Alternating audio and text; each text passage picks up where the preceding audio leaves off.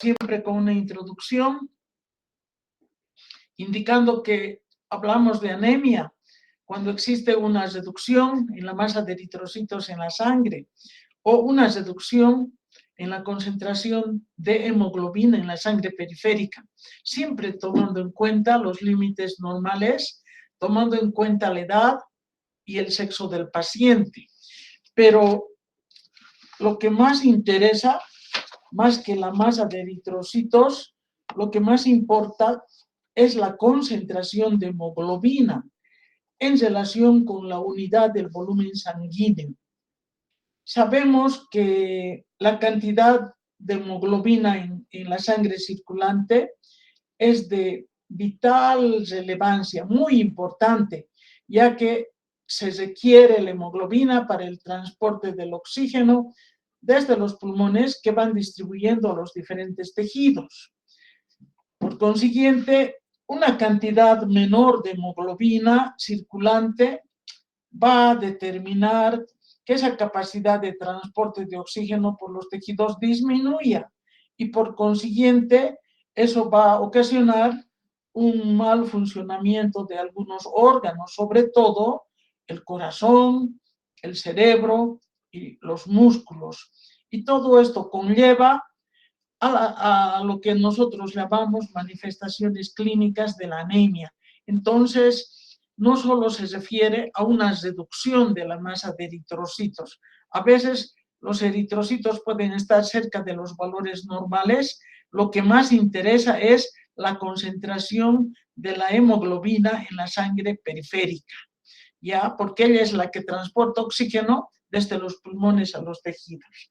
Y su disminución de la hemoglobina va a traer una serie de síntomas a nivel de ocasionando problemas, hemos dicho, tanto en el corazón, en los músculos, en el cerebro.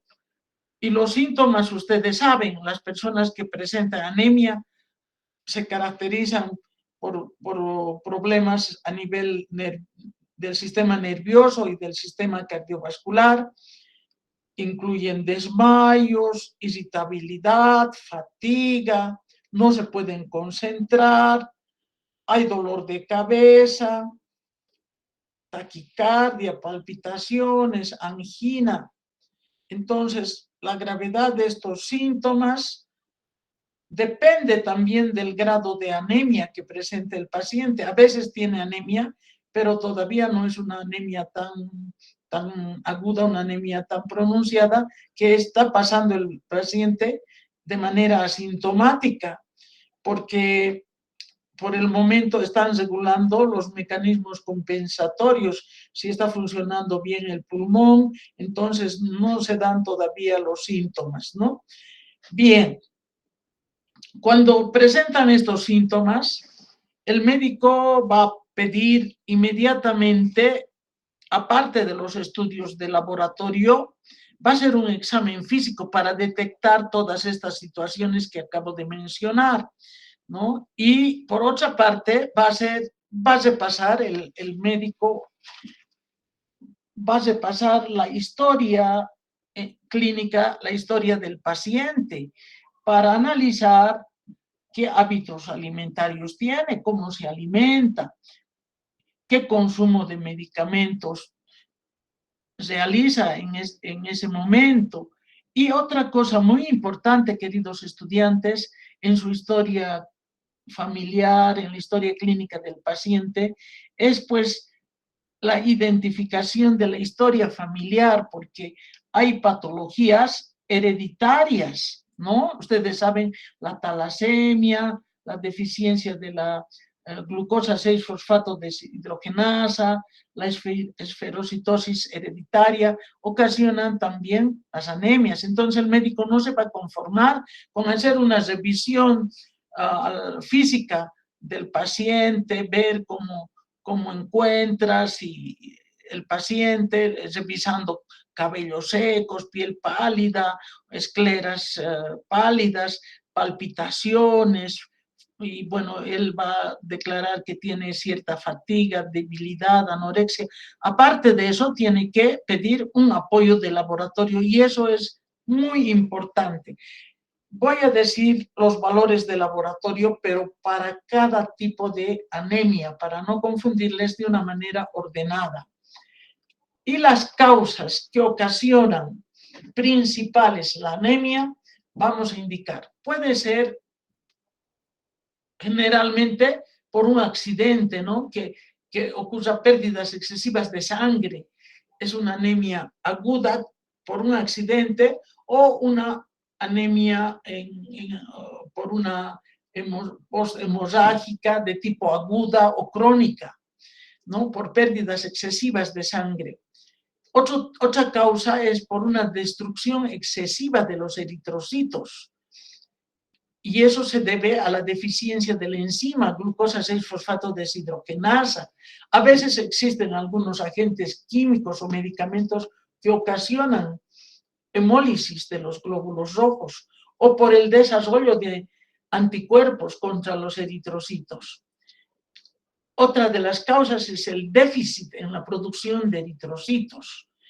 Ahí se ve ya que la médula ósea no está funcionando bien por la presencia de cuerpo extraño, un linfoma, por leucemias o por la deficiencia de nutrientes, nomás falta de hierro, ácido fólico, vitamina B12, hay deficiencia en la producción de eritrocitos porque los eritrocitos necesitan de hierro, ácido fólico, vitamina B12. Sabíamos ya en temas anteriores, hemos dicho, la eritropoyetina, que es la hormona que estimula a la médula ósea para que se produzcan los eritrocitos. Entonces, la deficiencia de eritropoyetina y algunas enfermedades como ser el cáncer, infecciones crónicas, todo esto hace que exista un déficit en la producción de eritrocitos. Entonces, son estas causas indicadas, no solo por pérdidas excesivas en un accidente, sino que se están destruyendo, no viven los 120 días, sino son destruidos antes y rápidamente. Y también no se producen con regularidad por esas alteraciones de la médula, deficiencia de estos nutrientes o enfermedades inflamatorias o infecciosas y crónicas. Bien, vamos viendo ahora, queridos estudiantes, en esta clase vamos a ver con calma y cuidado, es un tema interesante y muy importante para saber, aprender, además que ustedes ya en la práctica lo van a exponer y vamos a defender prácticamente este tema que estoy yo presentando hoy día. Vamos a estudiar en esta clase la anemia hipocrómica microcítica, que se debe a la anemia por deficiencia de hierro. También puede ser por otra situación, la talasemia o por infecciones crónicas. Vamos a ver a la anemia macrocítica normocrómica. Esa anemia la vamos a estudiar, la anemia megaloblástica, ocasionada por la deficiencia de la vitamina B12 o el déficit de ácido fólico. Dentro de este grupo también vamos a estudiar a la anemia perniciosa, que es un tipo de anemia megaloblástica.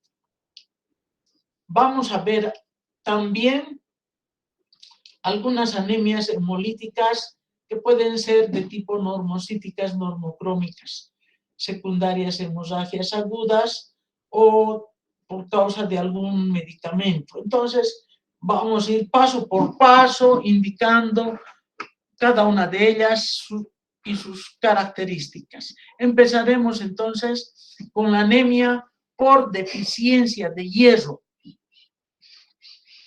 Como su nombre indica, existe disminución de la producción de eritrocitos debido a la falta de hierro para que se sintetice la hemoglobina. Entonces, no se sintetiza bien la hemoglobina y empieza la anemia, ¿no?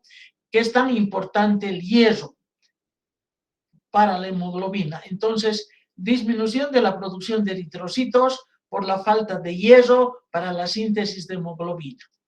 Es una de las causas más comunes que se ven en nuestro medio de la anemia. En las mujeres embarazadas se les hace un análisis de laboratorio y se observan sus células, sus glóbulos rojos pequeños y sin color, por eso son microcíticos hipocrómicos. Es una causa más común de las anemias y generalmente se denominan estas anemias por deficiencia de hierro microcítica e hipocrómica. Se ven pequeños y así medio el centro incoloro, ¿no? Les falta color por falta de hemoglobina. Vale la pena hablar del metabolismo del hierro. El hierro absorbido en nuestro organismo es transportado por la transferrina.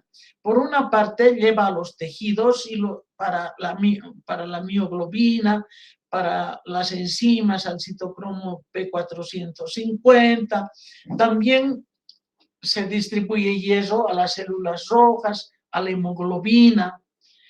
Parte de este hierro es almacenado en el sistema del retículo endotelial en forma de ferritina y hemosiderina. Es así como se distribuye el hierro una vez absorbido gracias a la transferrina, que es la que distribuye. Una parte la almacena en forma de ferritina y hemosiderina, otra parte va a dar hierro a la mioglobina, a las diferentes enzimas, hierro a las células rojas, hierro a la hemoglobina, y así en el organismo existe un compartimiento funcional donde está el 70% del hierro total. En ese compartimiento funcional está el hierro hemoglobínico, distribuido, hemos dicho, a la hemoglobina, el hierro celular que da a la mioglobina y enzimas.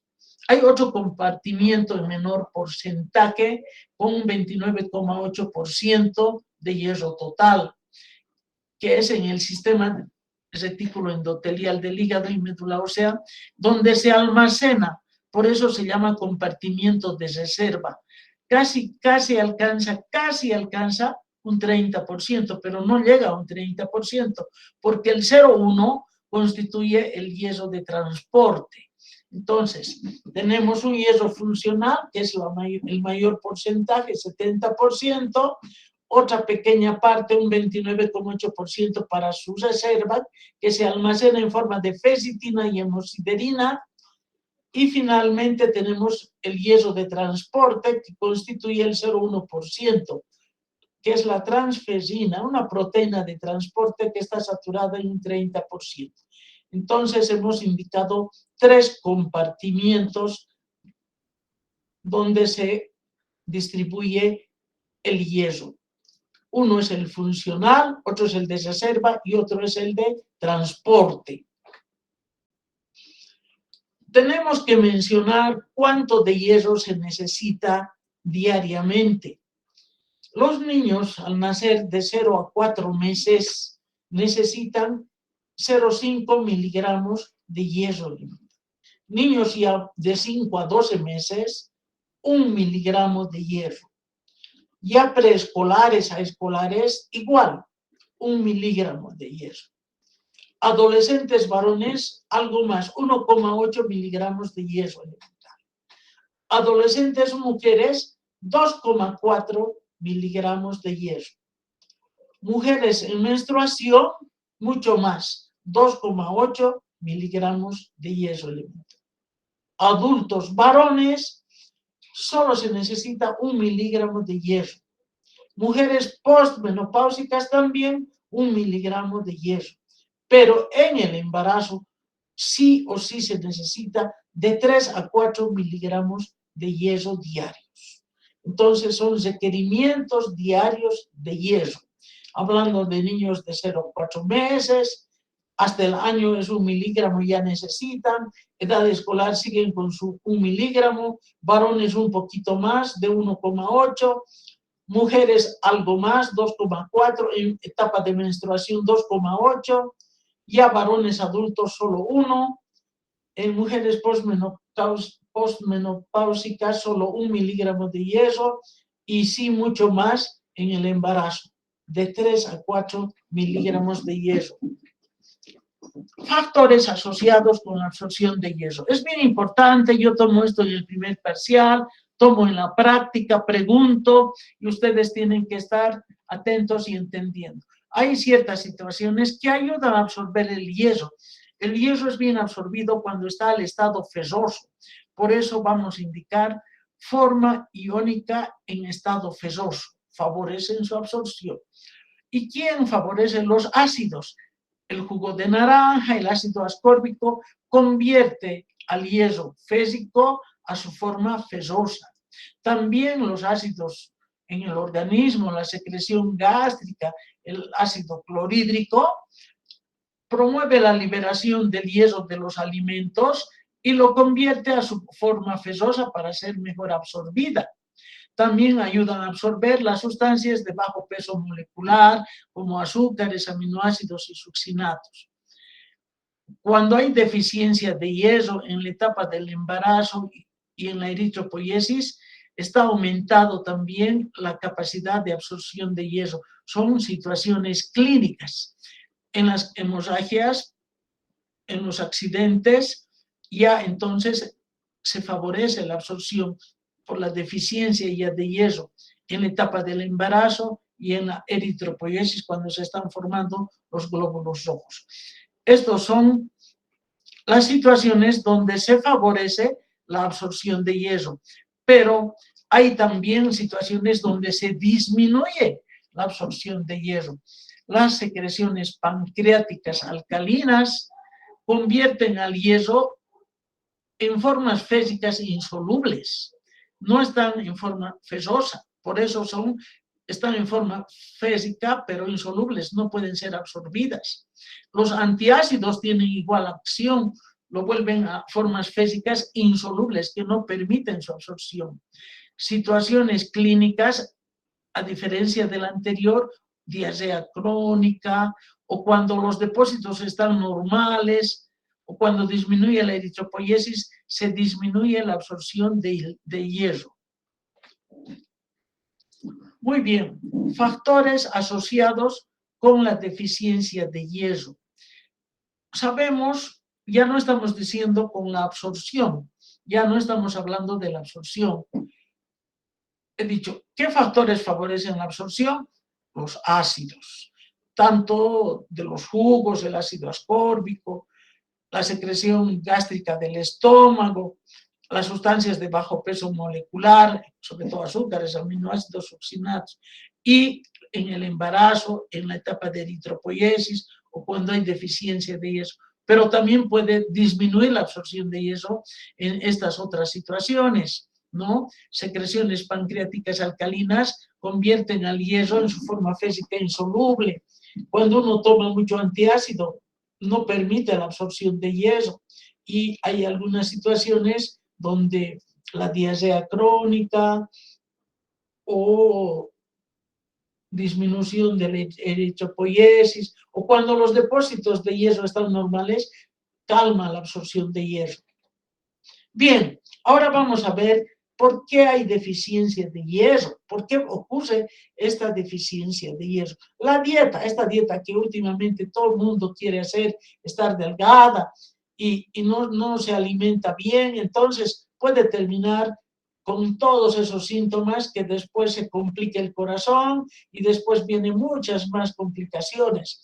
La dieta, por ser vegetarianos, prácticas religiosas o fobias alimenticias, no les gusta comer, o también la extrema pobreza. Pérdidas de sangre. La mujer sufre hemorragias en el parto, tiene sangramientos en el embarazo, también sangramientos posmenopáusicos, o cuando hay hemorragias generales a cualquier persona, producido por varices esofágicas, al empezar una cirrosis, o cuando se le presenta la úlcera péptica, por el cáncer de estómago, de colon, hasta los hemorroides ocasionan deficiencia de hierro. Y cuando hay hematuria y hemóptisis, entonces hay estos problemas de deficiencia de hierro. También por mala absorción. Y eso ocurre en la enfermedad celíaca, o se ha practicado una gastrectomía total o parcial, o cuando se presenta una inflamación crónica. El organismo presenta una deficiencia de hierro. Cuando hay aumento de los requerimientos, sobre todo en la etapa de crecimiento de los niños, en la adolescencia y en los embarazos frecuentes, se presenta deficiencia de hierro. Bien, ahora sí, la sintomatología, la característica del paciente. Hace rato no quise decir de los síntomas, simplemente dije, el médico va a hacer un examen físico al paciente, ¿ya? Y de un modo general he hablado de todos los tipos de anemia, pero ahora, esto es para la anemia ferropénica, estamos hablando de la anemia por deficiencia de hierro.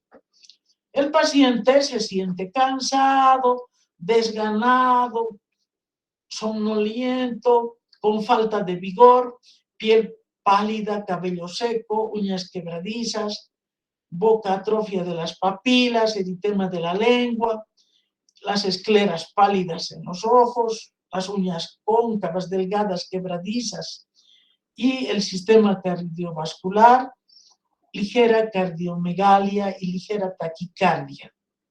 Hay problemas, se siente. Según el grado de su anemia, a veces cuando es leve es asintomática, ¿no? Por los mecanismos compensatorios del organismo, todavía puede ser asintomática, pero después ya se manifiesta con esta sintomatología. Pero miren, todavía es pasable. Vamos a ver otro tipo de anemia, donde aquí es ligeramente afectado el sistema cardiovascular, porque un poco le crece el corazón y hay taquicardia, pero leve, leve. En otro tipo de anemia vamos a ver que la sintomatología es más agresiva.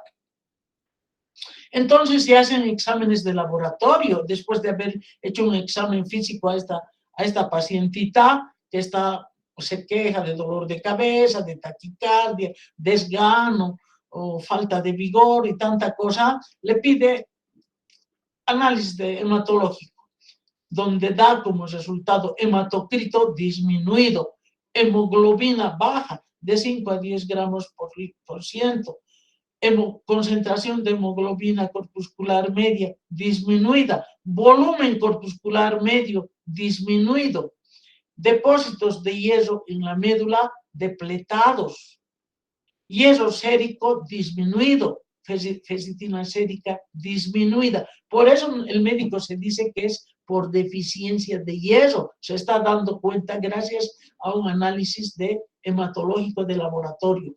Tasa de transferina aumentada, está distribuyendo rápidamente la transferina. Aspecto de los eritrocitos al microscopio, se ven hipocrómicos, microcíticos, como hace rato habíamos mostrado al empezar. Aquí hemos visto aspecto de los eritrocitos, son pequeñitos y sin color.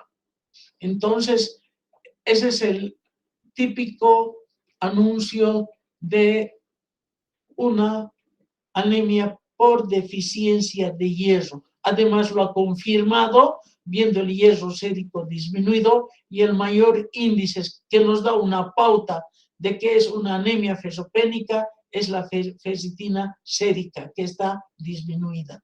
Y al microscopio, los eritrocitos son hipocrómicos y microcíticos. Muy bien. Ahora, ¿cuál es el objetivo del tratamiento que se le da a este paciente? Se quiere restablecer la síntesis de hemoglobina y por consiguiente la producción de glóbulos rojos. Hay que reponer los glóbulos rojos, hay que recuperar los depósitos de hierro. Y para eso el tratamiento es dar al adulto de 100 a 200 miligramos de hierro elemental diarios. Para una persona adulta necesita 100 a 200 miligramos diarios de hierro elemental.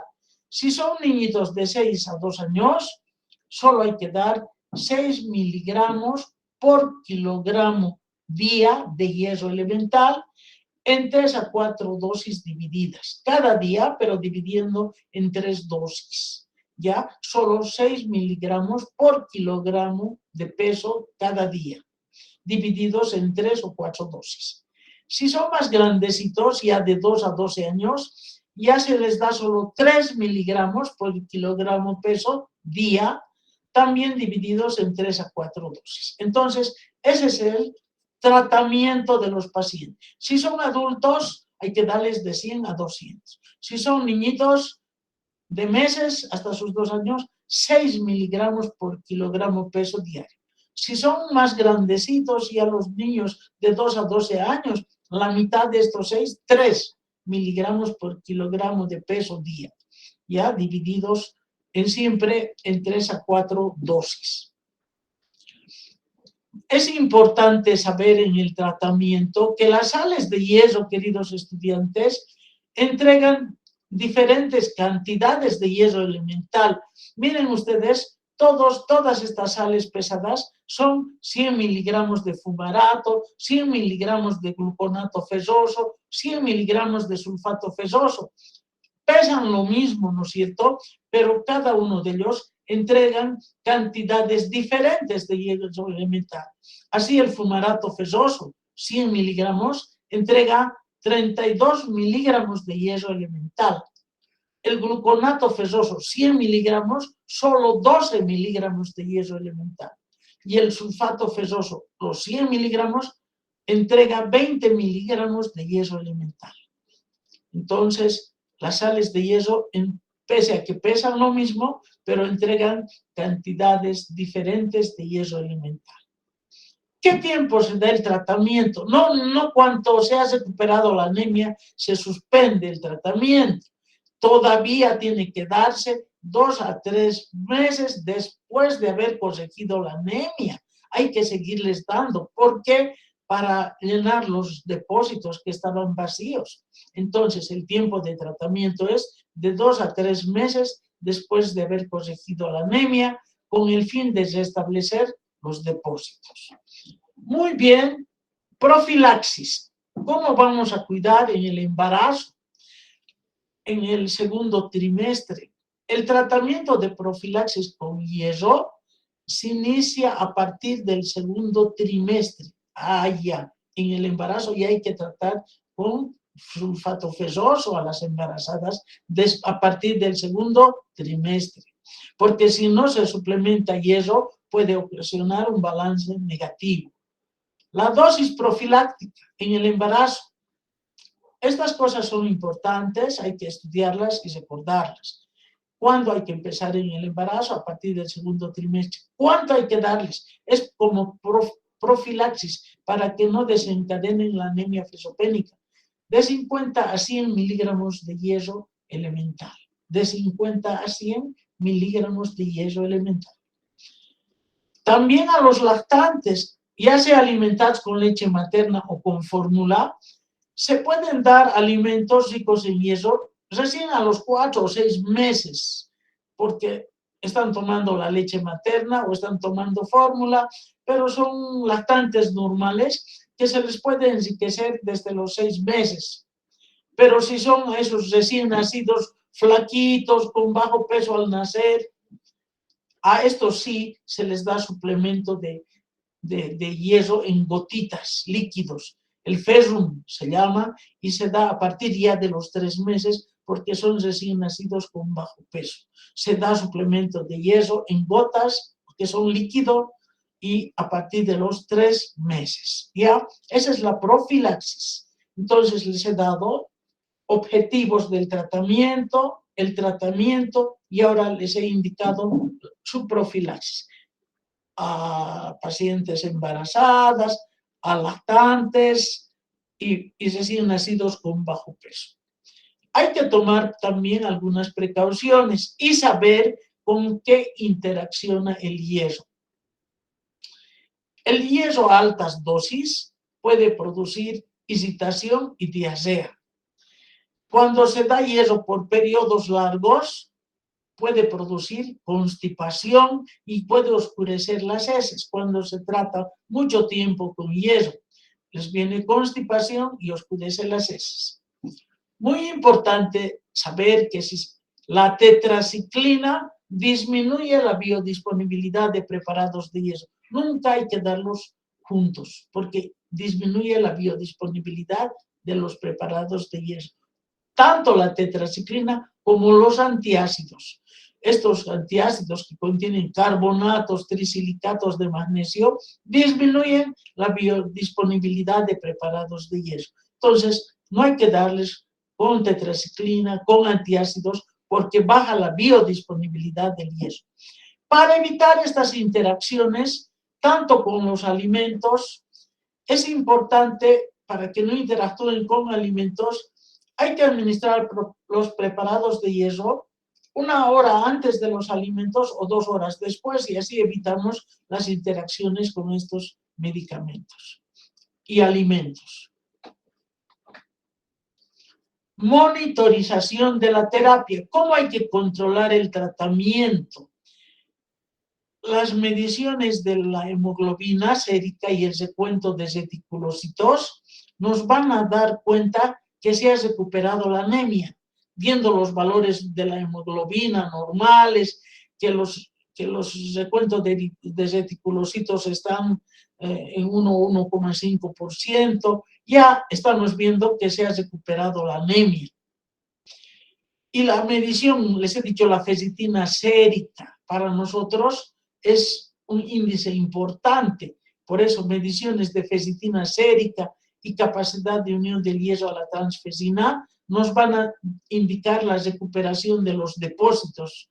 Entonces, algunos análisis, hemoglobina y recuento de reticulocitos, se ha superado la anemia, pero hay que ver todavía la ferritina sérica y hay que ver la capacidad de unión del hierro a la transferrina para ver si están ya llenos sus depósitos, si se han recuperado sus depósitos.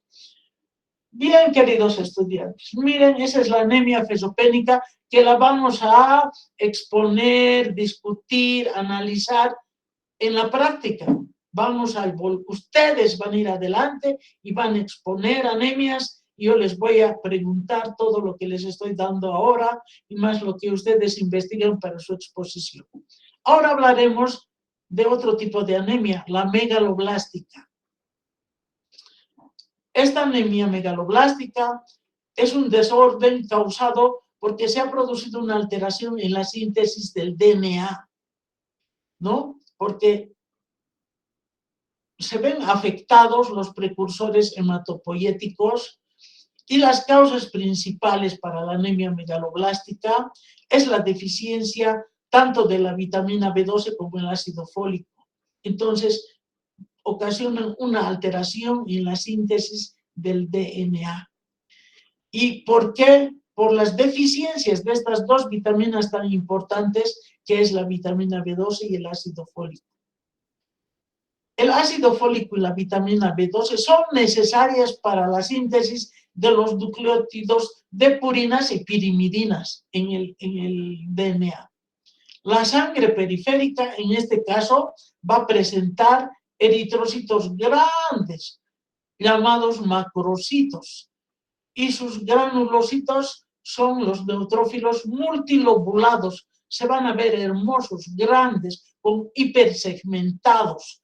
Observando esto en el microscopio, se van a ver eritrocitos, macrocitos, y sus granulocitos son multilobulados. Así, miren qué grandes, a diferencia de lo que les mostré de la microcíticos hipocrómicos de la anemia por deficiencia de hierro. Aquí son macrocitos, y sus neutrófilos se ven con multilóbulos, muchos más de los 3 o 4 que normalmente presentan, y son grandes. Frotis de sangre de de leucocitos neutrófilos hipersegmentados, ¿no? Aquí muestra con una tinción de Maigruno Algiemsa. Este es un caso de anemia megaloblástica. Causas de anemia megaloblástica. Ya hemos dicho, deficiencia de vitamina B12, deficiencia de ácido fólico, y también es la anemia perniciosa que vamos a ver más adelante, queridos estudiantes.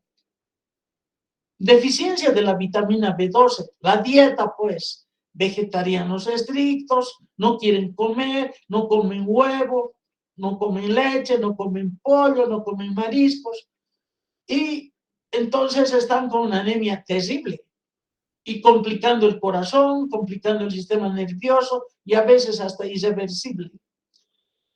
Por una mala absorción o tal vez se ha producido una alteración en la producción del factor intrínseco. En nuestro organismo existe el factor intrínseco paralelo al ácido clorhídrico y esta ausencia del factor intrínseco ocasiona la anemia perniciosa, alteración en la producción del factor intrínseco que ocasiona la anemia perniciosa, también por una gastrectomía, por una alteración en el hilio terminal, puede ser causa de anemia megaloblástica, o el consumo de usos irracional, un consumo sin control de algunos medicamentos, ácido paramino salicílico, colchicina, neomicina, pueden desencadenar una anemia megaloblástica, pero de una forma irracional. Por eso, no porque utilizan colchicina y neomicina, no, pero por tiempos prolongados, en dosis mal indicada, consecuencia, algunas situaciones se han visto que se produce anemia megaloblástica por causa de estos medicamentos. Hay otros que vamos a indicar que alteran el DNA más adelante. Deficiencia también de transcobalamina 2. Entonces tienen que saber causas de la anemia megaloblástica. ¿Por qué se produce la deficiencia de la vitamina B12? Les estoy dando varias causas. También la deficiencia del ácido fólico, que ocasiona anemia megaloblástica. Dieta mal balanceada. Los alcohólicos solo toman alcohol, no comen. Están enloquecidos desde el desayuno, están buscando alcohol, el alcoholismo. También en el embarazo y en la niñez necesitan, muy importante, el ácido fólico. ¿Cómo influye el síndrome de mala absorción? Y existen medicamentos que ocasionan la deficiencia de ácido fólico. Yo pregunto todo esto en el examen, queridos estudiantes. Y además que hay que saber, fenitoína, barbitúricos, primidona y sobre todo el alcohol. Por otra parte, hay una enzima que es la dihidrofolato reductasa, que ayuda el metabolismo del ácido fólico.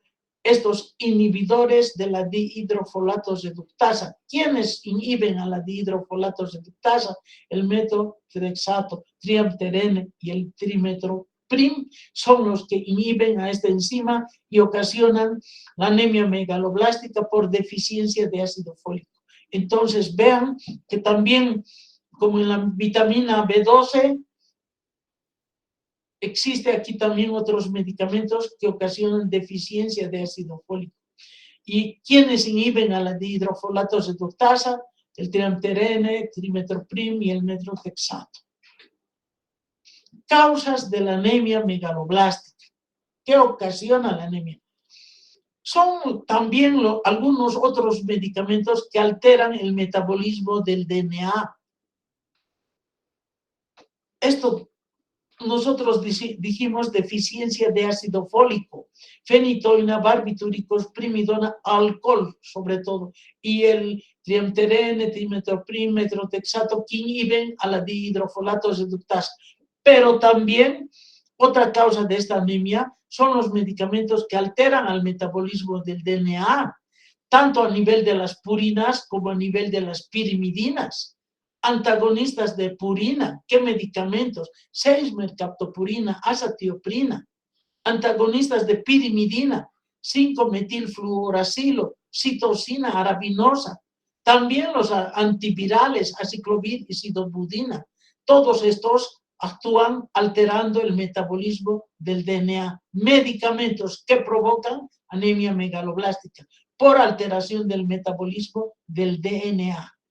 Entonces, otros alteran, otros actúan inhibiendo la dihidrofolato reductasa, ¿no? Entonces, hay que ir viendo cómo actúan y por qué producen la anemia megaloblástica. Estos son importantes porque alteran el metabolismo del DNA a nivel de purina, a nivel de pirimidina y también los antivirales, entre ellos sobre todo el aciclovir y la acidomudina. Dicen ustedes, ¿dónde está la vitamina B12? Fuentes alimenticias ricas en los huevos, en la leche, en la mantequilla, en la carne, en el pollo, en mariscos y la leche y todos sus derivados. Ahí está. En los que hacemos dieta estamos con grandes problemas. Bien. Es un tipo, la anemia perniciosa, queridos estudiantes, es un tipo de anemia megaloblástica. Y es causada, les he dicho hace rato, por disminución de la producción del factor intrínseco, que es algo que va paralelo a nuestro organismo en la secreción gástrica, paralelo al ácido clorhídrico. Entonces, esta disminución en su producción del factor intrínseco ocasiona la anemia perniciosa. Afecta a individuos por los 30 años, mayormente entre los 45 y 60 años.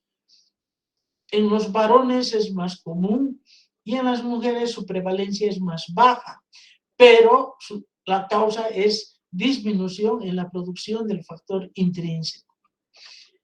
Estamos hablando de la anemia perniciosa, manifestaciones clínicas. Estamos hablando de la anemia perniciosa, que es un tipo de anemia megaloblástica. ¿Cómo se manifiesta la anemia perniciosa?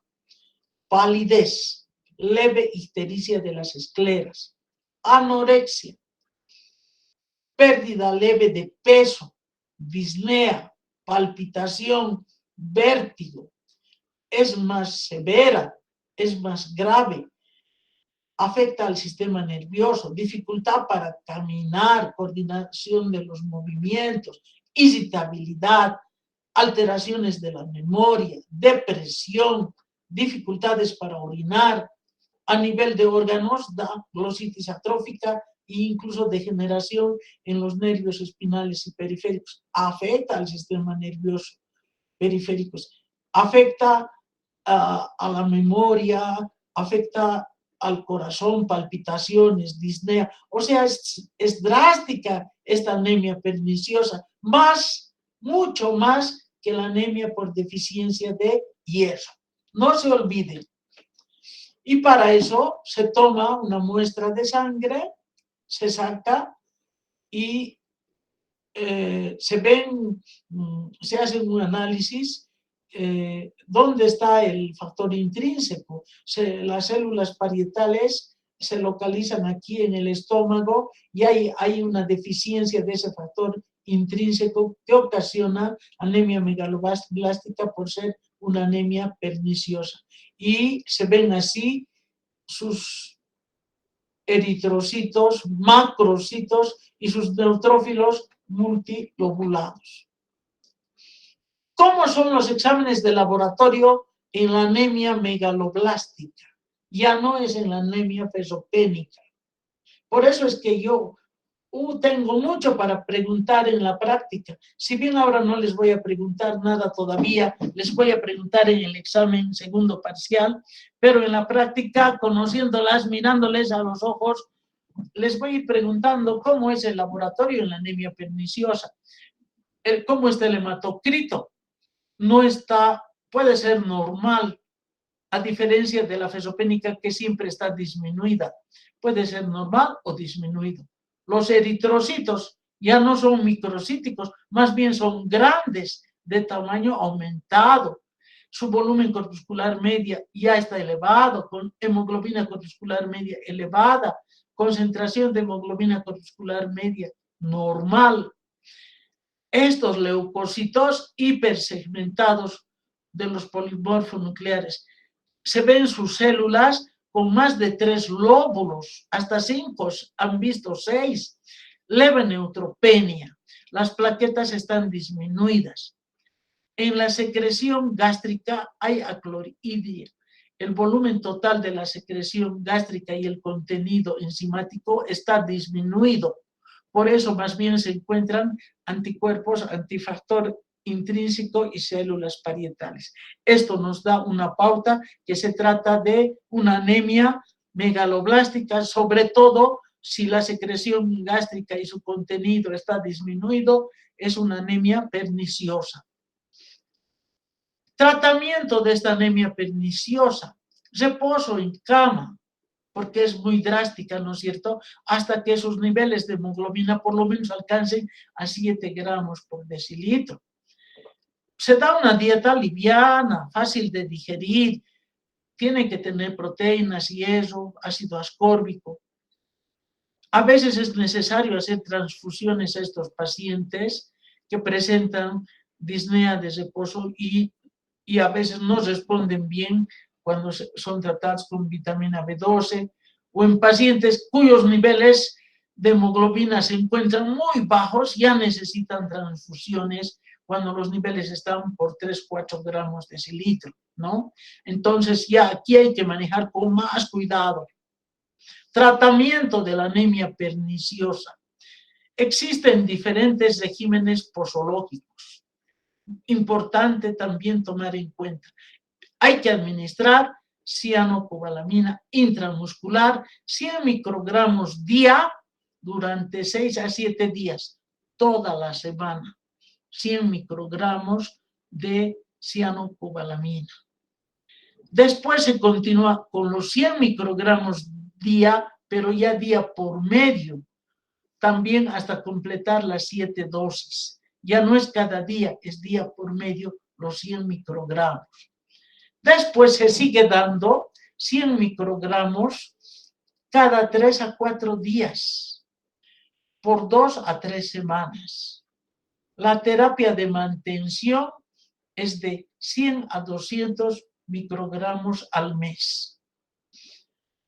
Muy bien, esto que les digo es intramuscular, hay que ponerle eso de manera intramuscular. 100 microgramos día toda la semana. Luego, pasado un día, los 100 microgramos día. Luego, cada 3 o 4 días se va poniendo a la semana, después de 3 o 4 días, 100 microgramos día, y a lo largo de 2 a 3 semanas.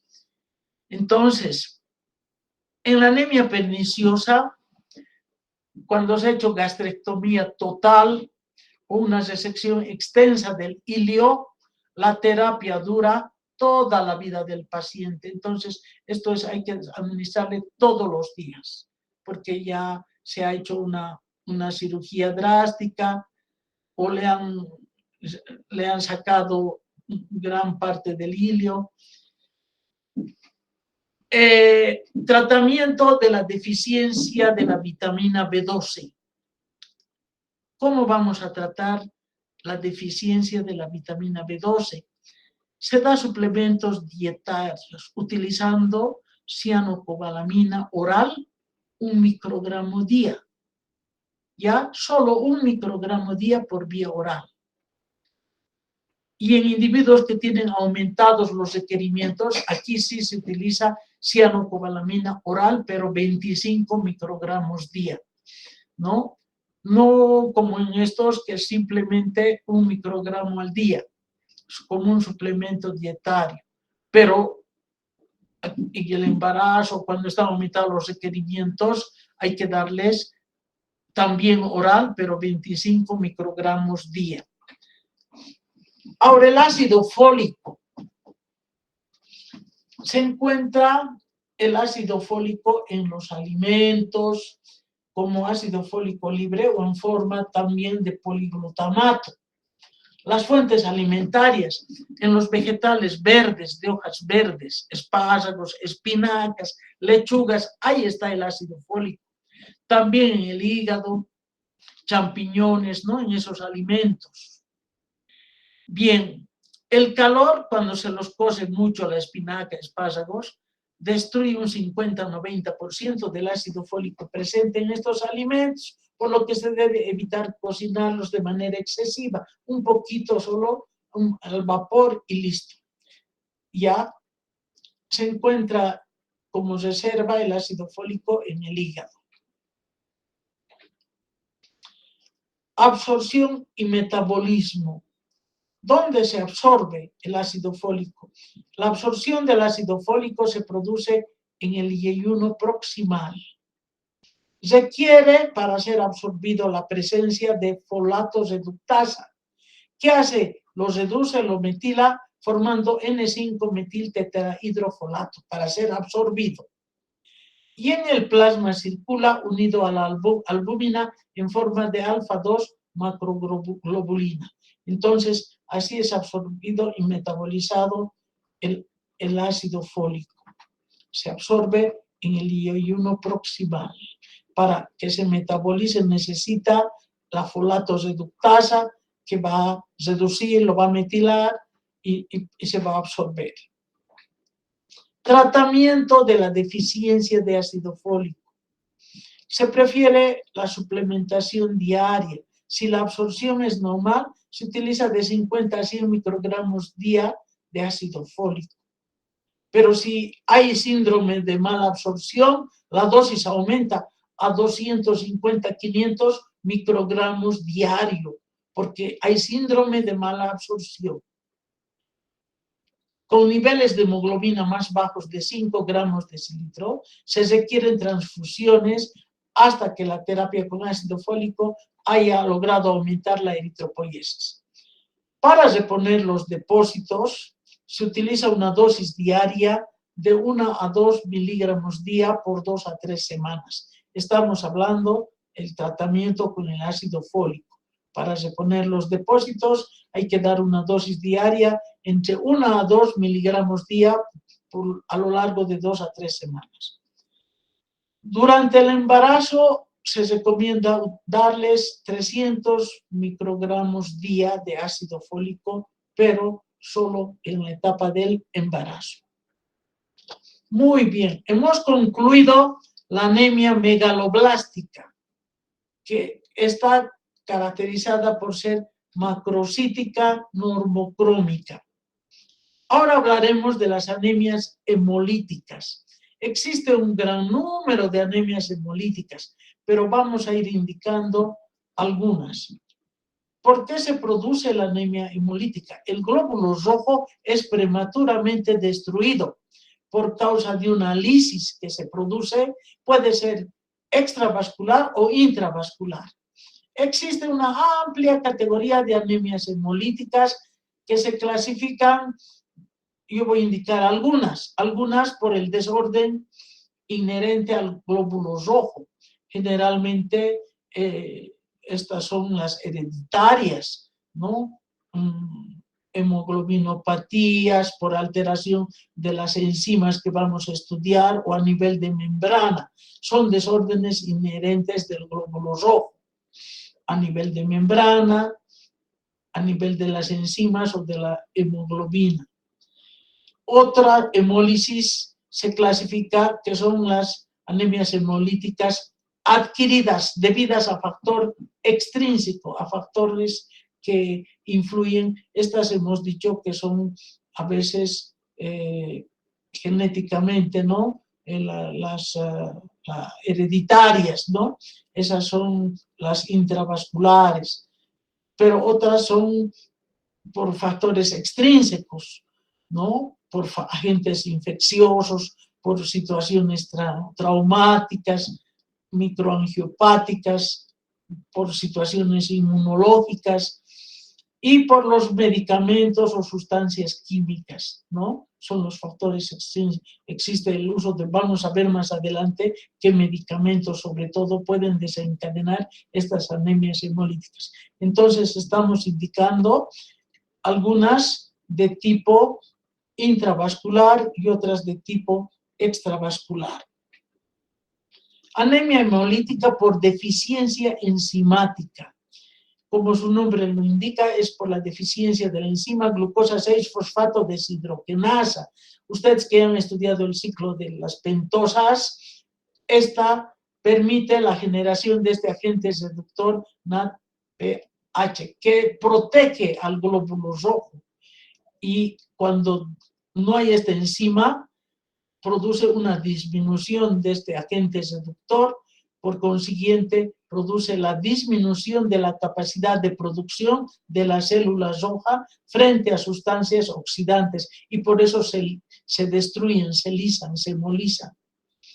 Las manifestaciones clínicas de la deficiencia de glucosa 6-fosfato deshidrogenasa son episodios de anemia hemolítica aguda, que están precipitados mayormente por medicamentos o por enfermedades infecciosas. Entonces, esta anemia hemolítica en la clínica se produce por el mal uso de algunos medicamentos o como una respuesta al uso de algunos medicamentos o por procesos infecciosos. Manifestaciones de hemólisis, cuando el médico se da cuenta que el medicamento que le está dando le está ocasionando hemólisis. Se le presenta una ictericia, las escleras pálidas, piel amarilla, está aumentada la bilirrubina, hiperbilirrubinemia, hay ictericia, se produce elevación del urobilinógeno fecal y urinario, hay hemoglobinuria, hemosidenuria, reticulocitosis. Aumenta el número, exageradamente el número de reticulocitos en el recuento, ¿no? Hay hemoglobinuria, hemosidenuria y además se produce aumento de la hemoglobina y hay ictericia. Entonces son las manifestaciones típicas de una hemólisis. Medicamentos asociados con anemias hemolíticas. Aquí están los medicamentos que pueden ocasionar estas anemias. Los antimaláricos, cloroquina, primaquina, pentaquina, quinidina, ocasionan las anemias hemolíticas. Por eso a veces tratan el reumatismo con cloroquina. Da miedo tiempos prolongados, no pueden degenerar estas complicaciones. Analgésicos, tanto que ay, me duele, me voy a tomar antiinflamatorios, calmante, la aspirina, aminopirina, acetaminofén, mal uso de estos pueden desencadenar anemias hemolíticas. Y no les digo, sobre todo, ya el cloranfenicol produce aplasia de médula, produce anemia hemolítica, sobre todo el cloranfenicol, también otros antimicrobianos como cotrimoxazol, furazolidona, ácido nalidíxico, nitrofurantoína, sulfonamidas. Estos pueden desencadenar anemias hemolíticas. No solo los analgésicos antiinflamatorios, muy peligroso el uso indiscriminado de antimicrobianos, peor la automedicación, puede fulminar al individuo con estas anemias hemolíticas o aplasia de médula ósea donde ya no se forman los glóbulos, ni ojos ni blancos. Otros agentes químicos, hemos dicho, el nitrotolueno, vitamina K, naftaleno, también pueden desencadenar las anemias hemolíticas. Hay anemias inmunológicas. Estas sí están asociadas a medicamentos, pero los medicamentos o sus metabolismos actúan directamente sobre el eritrocito por estos mecanismos propuestos como autoanticuerpos, metildopa, levodopa, ácido mefenámico. Eso es por autoanticuerpos o por absorción del medicamento. Cuando se da penicilina a altas dosis, cefalosporina a altas dosis, ese es el mecanismo. O formando una absorción de complejos inmunes, la quinidina, ácido paraminosalicílico, isoniazida, sulfonamidas, dipirona, sulfonilurias, rifampicina, hidroclorotiazida, tetraciclina. El mecanismo es de absorción de complejos inmunes. Entonces hay que manejar siempre estos medicamentos con muchísimo cuidado.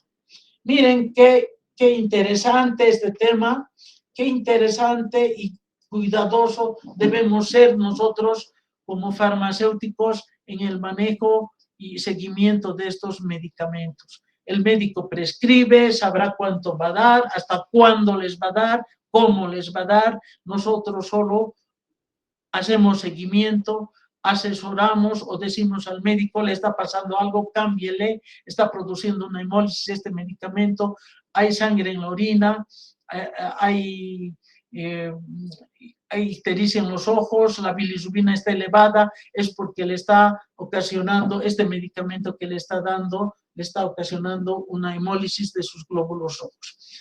Qué bonito el tema, entonces lo vamos a estudiar. He dado a mis alumnas del grupo 500, algunas que ya están más avanzaditas, interpretación de la serie roja.